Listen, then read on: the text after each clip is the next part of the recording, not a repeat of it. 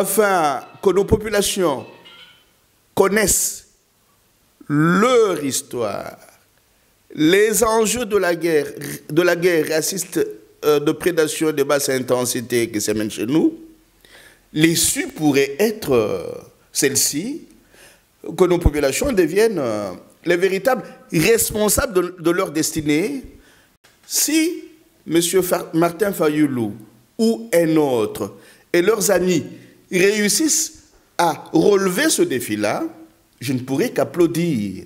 Mais nous devons pouvoir rester attentifs pour voir si les tireurs de ficelles ne sont pas cachés dans l'ombre.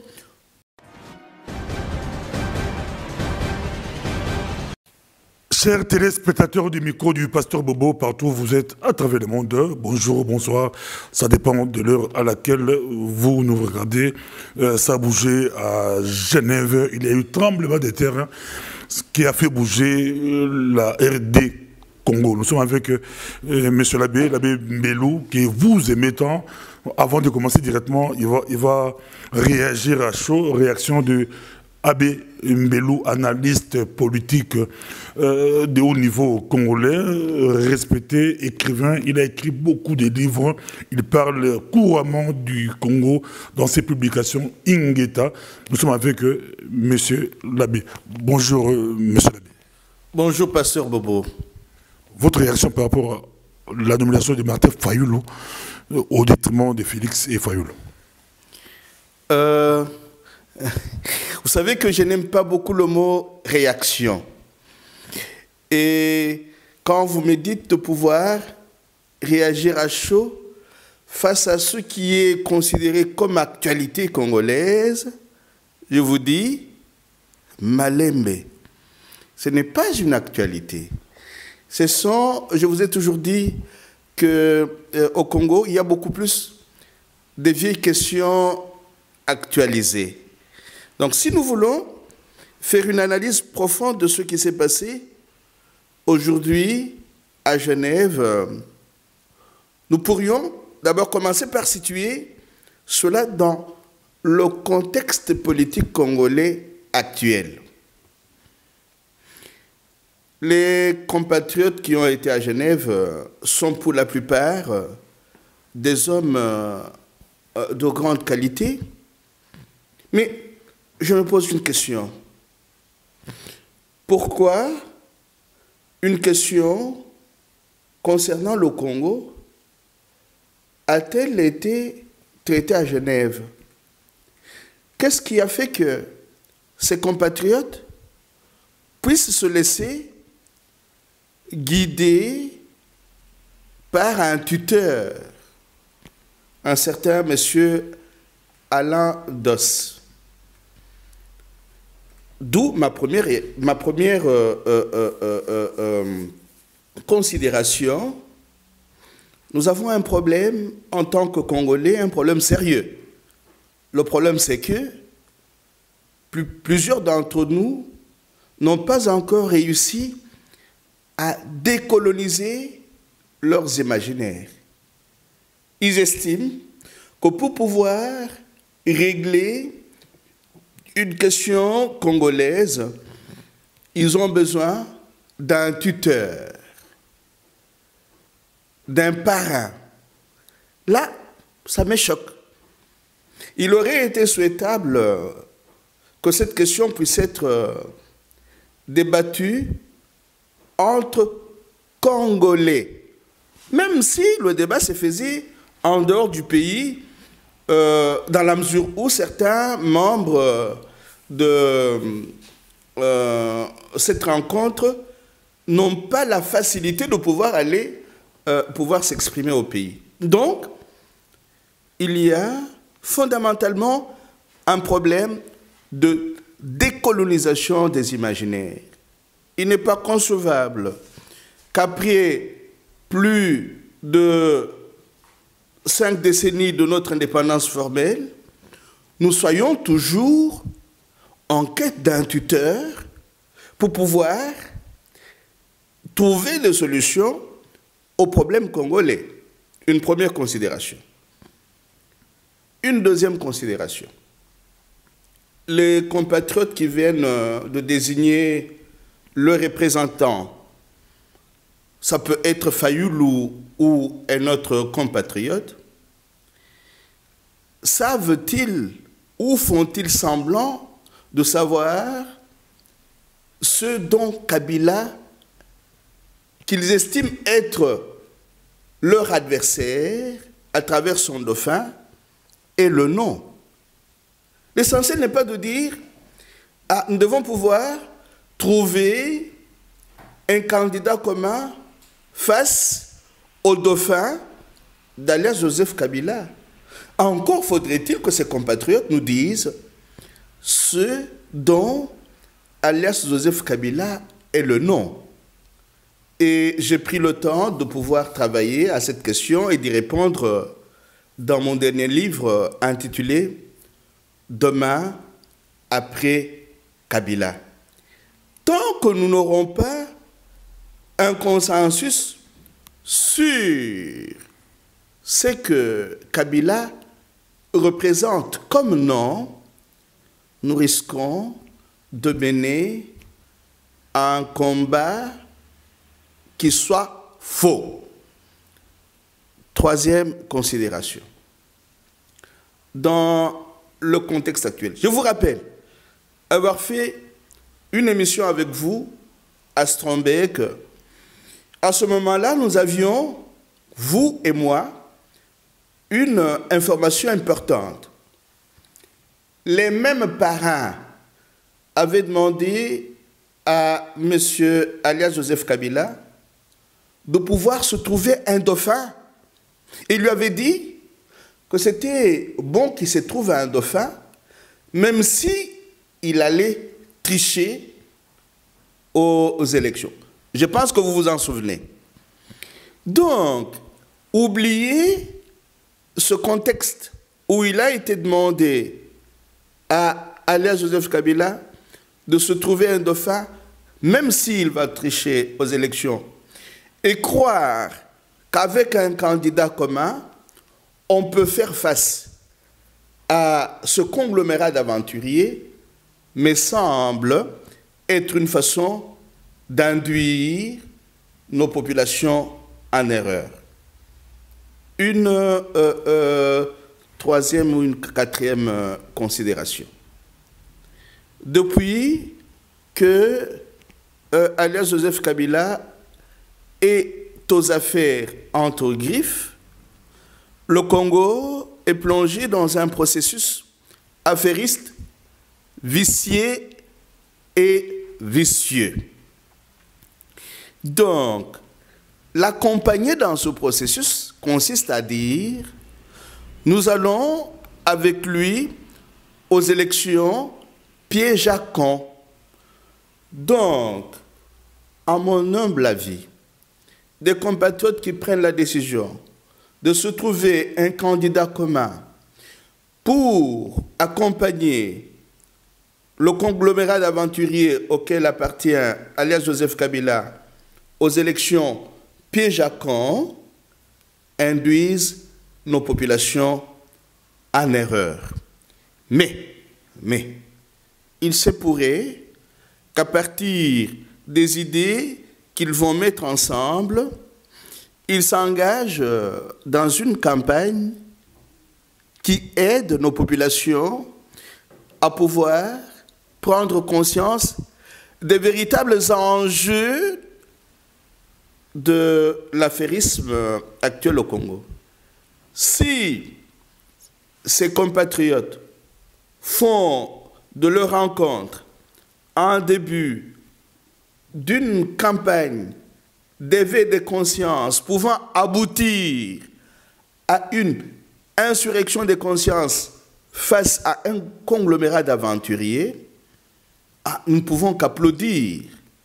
Mais ce qui, personnellement, me laisse un peu dubitatif, c'est cette question de colonisation des imaginaires qui continue à pouvoir convaincre des compatriotes que pour des questions congolaises puissent être traitées convenablement et trouver des solutions idoines, ces compatriotes doivent être parrainés par les petites mains des multinationales et des maîtres du monde.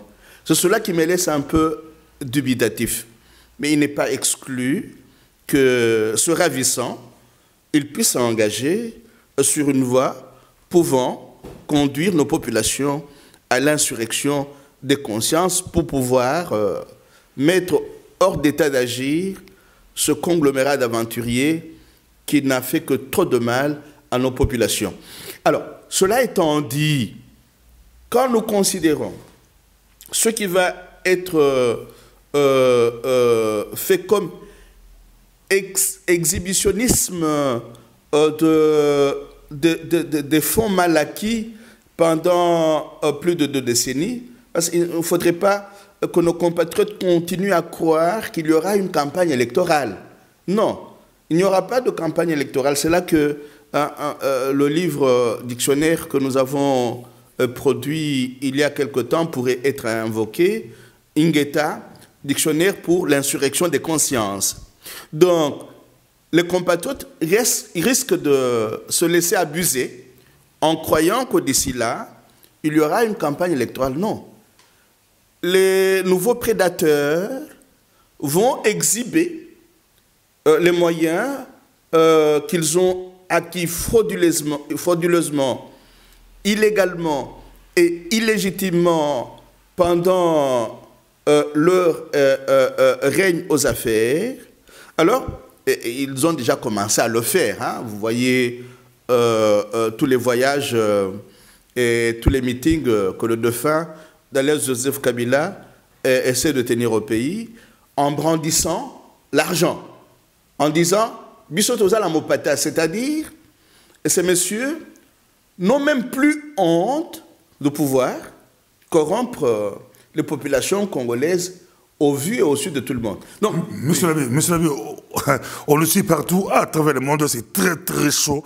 C'est très chaud. À Kin, le camp Félix Tshisekedi avait déjà fêté à Kin la veille, le camp Kamere aussi, mais on dit c'est...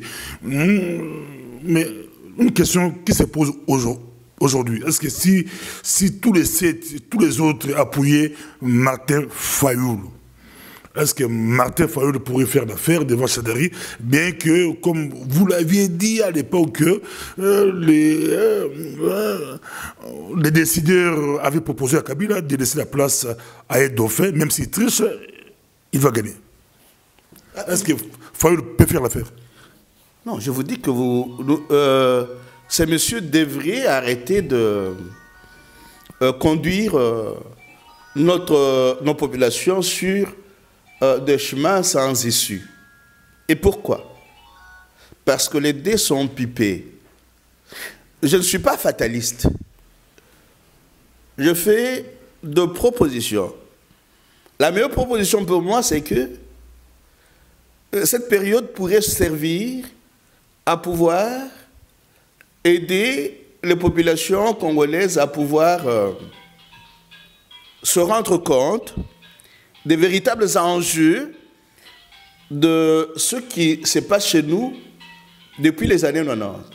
Alors, s'ils s'engagent sur cette voie-là et qu'ils saisissent cette occasion pour éveiller les consciences afin que nos populations connaissent leur histoire, les enjeux de la guerre raciste de prédation de basse intensité qui se mène chez nous, l'issue pourrait être celle-ci, que nos populations deviennent les véritables responsables de leur destinée, qui deviennent ce que Frantz Fanon appelle les démiurges de leur propre destinée.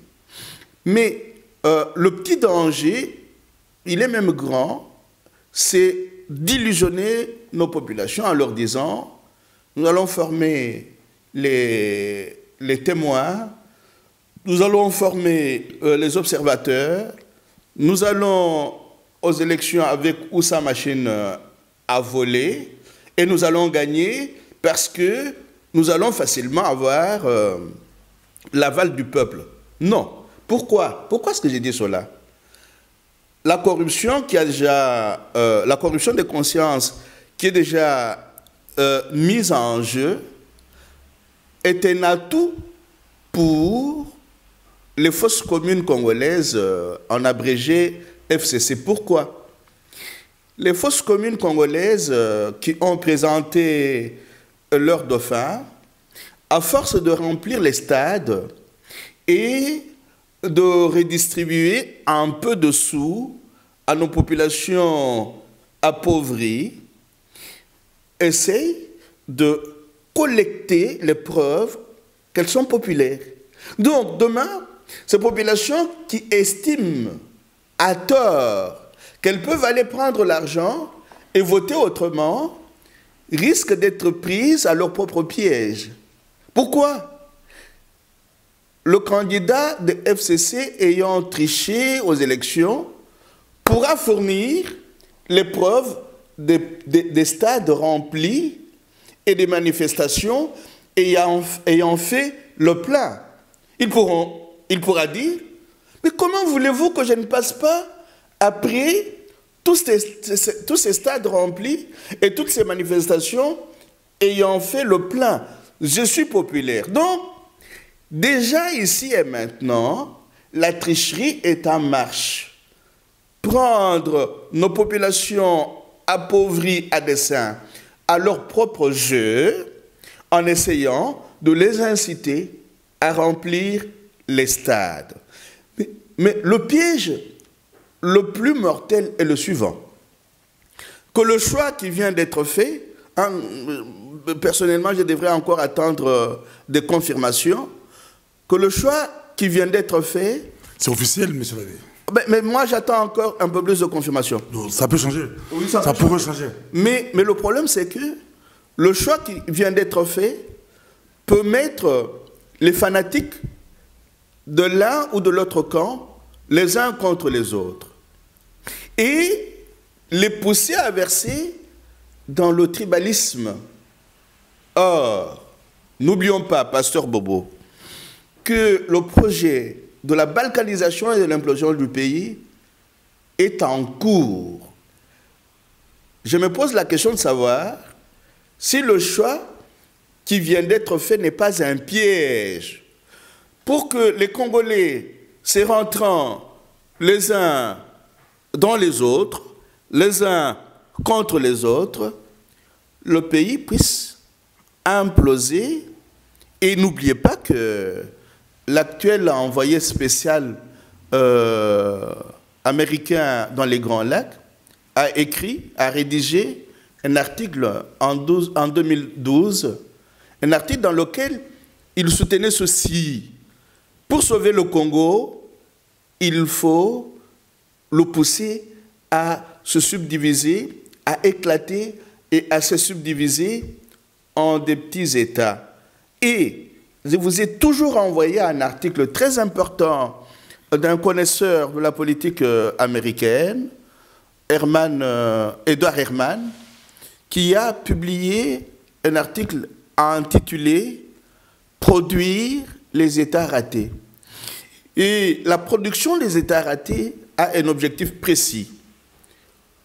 Orchestrer un chaos en créant des petits États pouvant s'affronter les uns et les autres, de façon à permettre à ceux qui ont orchestré le chaos de pouvoir tirer les avantages matériels et pécuniaires du chaos orchestré.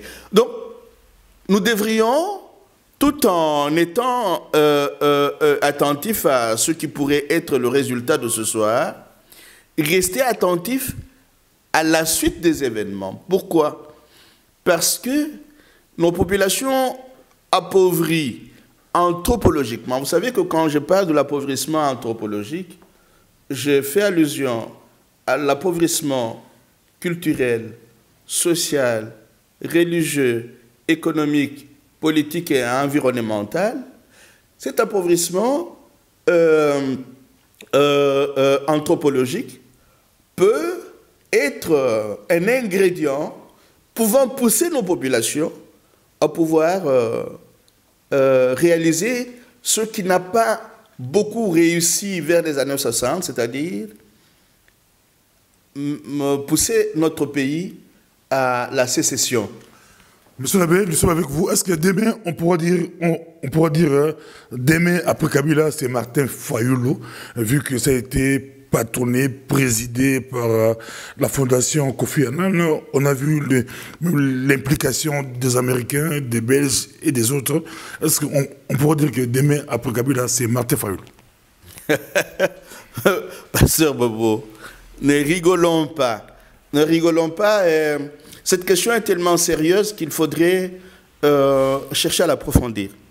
Vous savez, quand vous citez le nom de la fondation Kofi Annan, moi j'ai en tête tous les accords qui ont été signés entre les années 1996 et 2005. Et parmi les personnalités qui sont intervenues dans la signature de ces accords, il y avait Kofi Annan, qui n'a rien réglé du tout. Et quand vous lisez, vous prenez un livre comme celui de Pierre Péan, Carnage, les pierres secrètes des grandes puissances en Afrique, il y a des pages où vous analysez la pratique actuelle du talk and fight.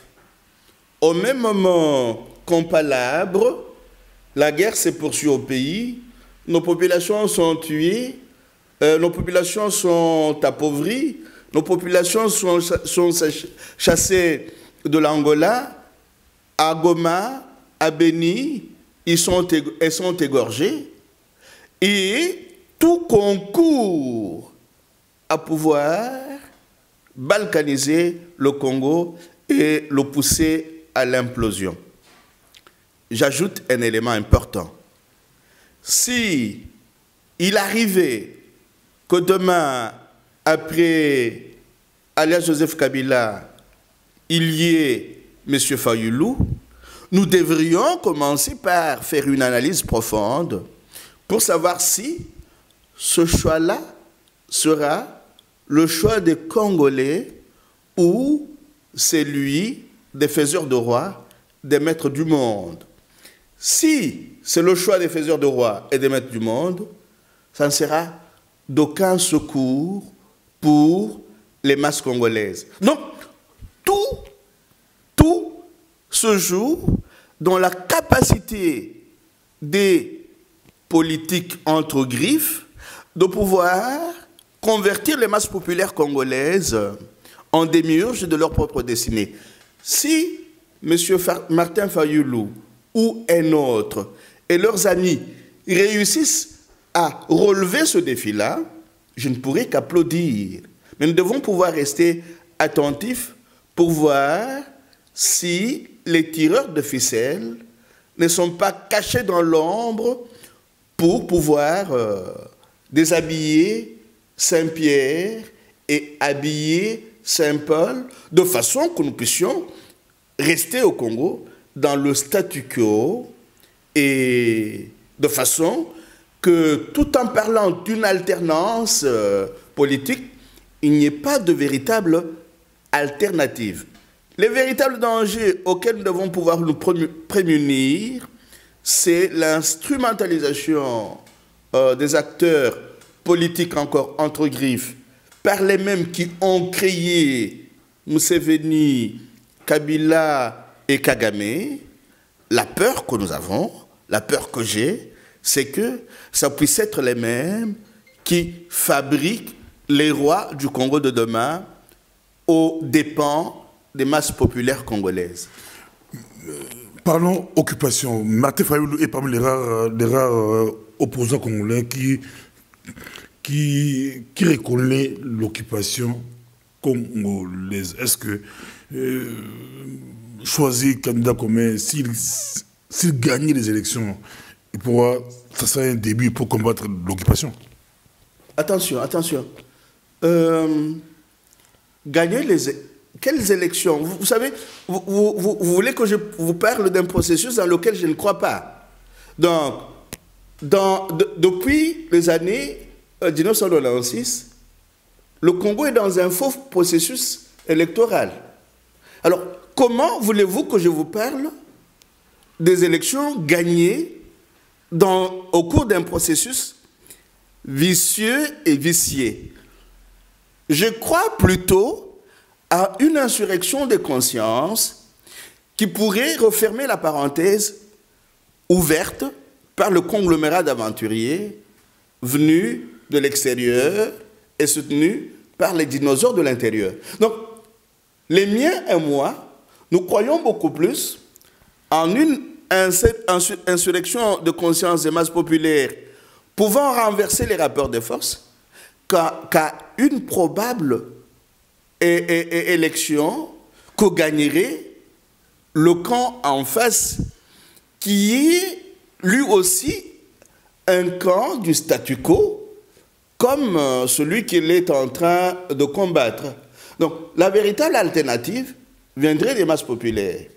Donc, tant que les masses populaires ne seront pas impliquées dans le renversement des rapports de force, je ne pourrais pas croire à des élections pieds-jacons pouvant faire des membres de la dite opposition congolaise un calife à la place du calife. Non.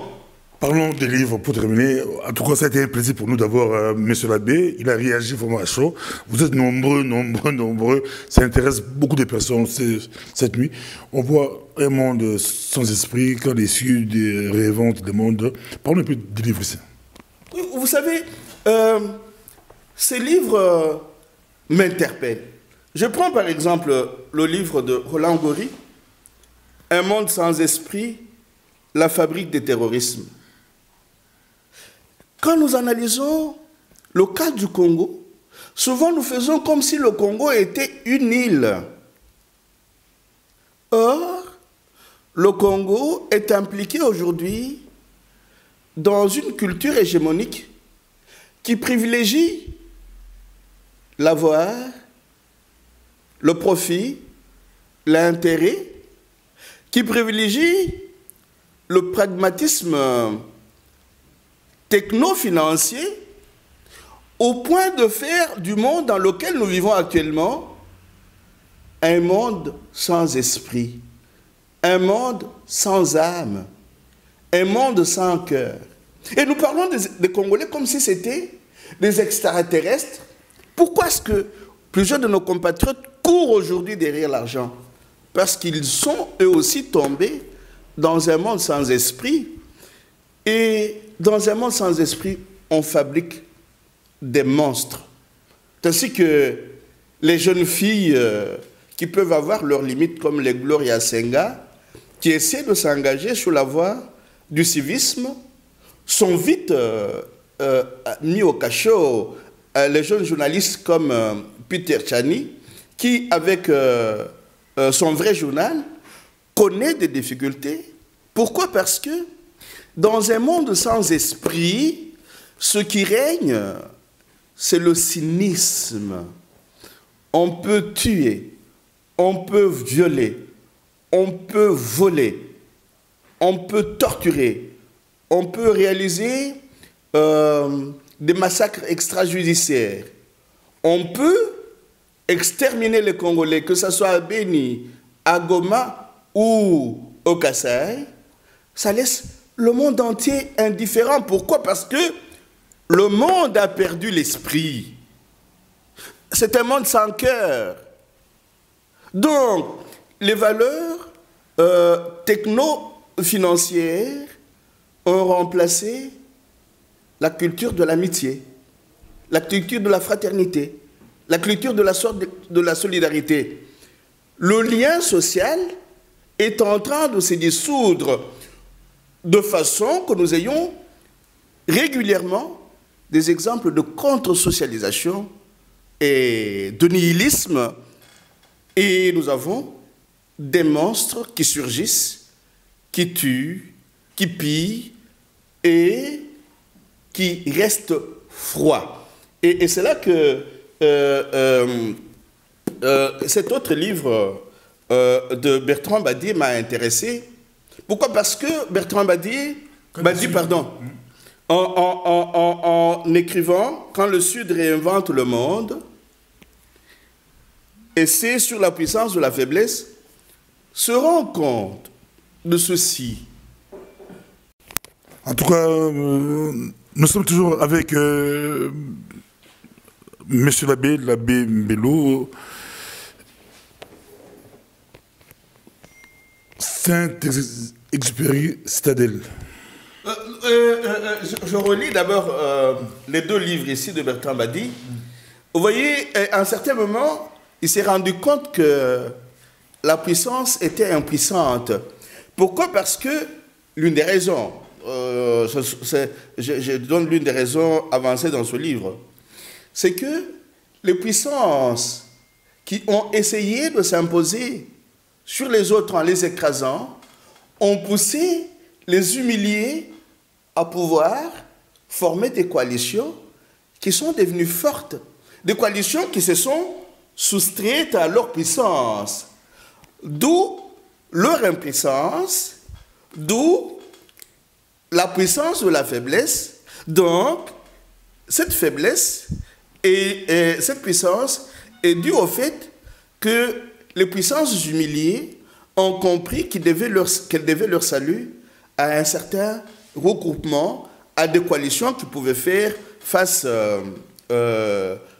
aux ex-puissances d'hier, même si ces ex-puissances n'ont pas en tout et pour tout renoncé à l'usage de la puissance. Mais ces deux livres-là nous aident à comprendre que le monde n'est plus unipolaire. Le monde est en train de devenir pluripolaire et qui ne dépend plus des seules puissances d'hier. Et il y a deux autres livres écrits entre les deux ici, entre autres, Bertrand Badi a écrit un autre livre intitulé « Nous ne sommes plus seul au monde ». C'est un Français qui se rend compte que de plus en plus, les autres puissances montantes sont en train de pouvoir s'imposer sur l'échiquier international et que l'Occident n'est plus seul à pouvoir imposer sa puissance aux autres États du monde. Et, je termine par celui-ci. Je l'ai apporté pourquoi? C'est un livre que j'ai beaucoup aimé quand j'étais au petit séminaire. Et arrivé en Occident, en Europe, j'ai essayé de récupérer, de racheter tous les livres que j'avais lus quand j'étais encore gosse au petit séminaire. Et ce livre m'a aidé à comprendre ce qui s'est passé dernièrement au Katanga. On a vu des compatriotes se disputer l'argent et les t-shirts que le dauphin d'alias Joseph Kabila avait envoyé ou est allé déposer là-bas. Alors je me suis souvenu de cette phrase, c'est repris à plusieurs reprises dans Citadelle, d'Antoine de Saint-Exupéry quand il dit « Ainsi parlait mon père, force-les de bâtir ensemble une tour et tu les changeras en frères. Mais si tu veux qu'ils se haïssent, jette-leur du grain. » Et on a vu dans la salle où l'on avait déposé les t-shirts et l'argent, des compatriotes, futurs politiciens, députés, en train de se déchirer. Alors, dans ma tête, j'ai revu, je repensais à cet extrait d'Antoine de Saint-Exupéry. Je me dis, lui avait compris que des êtres responsables, ce sont ceux qui ont le sens de responsabilité et du devoir. Quand on se jette sur le grain, sur l'argent qui est jeté, sur les t-shirts qui sont jetés, on s'engage sur la voie de la haine des uns des autres. Et j'ai vu à travers ce qui se faisait le début d'un parcours haineux, terrible pour notre pays. Et je me suis dit, je comprends pourquoi maintenant les aventuriers, le conglomérat d'aventuriers au pouvoir, essaie de redistribuer l'argent. Vous vous rendrez compte que toutes les fois que ce conglomérat d'aventuriers redistribue de l'argent lors de ces meetings, après, les Congolais s'empoignent. Ces empoignades ne se limitent pas tout simplement aux petits que nous voyons dans la rue. Même au niveau les plus élevés, le grain jeté créer des empoignades et de la haine. Merci beaucoup. En tout cas, nous sommes presque à la fin. On vous laisse 2-3 minutes pour conclure la vidéo. Par rapport aux enjeux du moment, tout se précise. La campagne commence dans 10 jours. Bien que vous êtes anti-élection, vous, c'est vraiment autre chose. Votre mot de la fin. Mon mot de la fin est que nous ne devons pas mentir à nos populations. Le Congo est dans un processus, dans un système de mensonges entretenu de manière permanente. Et mentir à nos populations serait leur dire « Engagez-vous dans ce processus mensonger, vous allez gagner les élections. » Disons-leur ceci, battons-nous pour que les masses populaires deviennent des murges de leur propre destinée, afin que, maîtrisant les enjeux de l'heure, elles renversent les rapports de force. Merci beaucoup. Merci bien, Pasteur Bobo. À la prochaine.